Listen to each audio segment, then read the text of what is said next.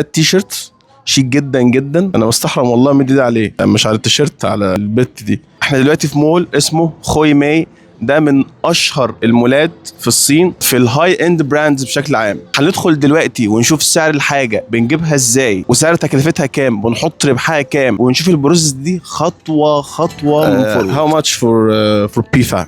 批发150 150. طبعا ده كان سعره رقم كبير، كان سعره مثلا 300، ولكن دلوقتي عشان احنا برضه خلاص في اخر الشتاء فهم عايزين يخلصوا كل الكميه اللي عندهم. 150 يعني تقريبا هيقف علينا في مصر 1800. احنا عندنا زي بالظبط بالمناسبه، هو بالظبط. احنا كنا مستلمينه اغلى من كده بكتير، لكن دلوقتي طبعا في اسعار يعني قويه جدا. سو هاو ماتش؟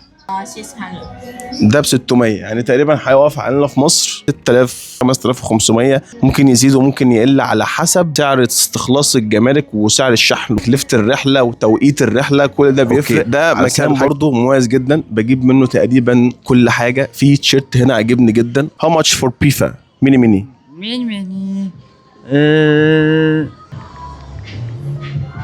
Hello. 185. كان يو تراي؟ ده التيشيرت شيك جدا جدا. طبعا خلاص احنا هنستلمه وهيكون متواجد معانا. زي ما قلنا هم مش بيهتموا خالص باسم البراند ايه، وبيهتموا بالتيشيرت وشكله.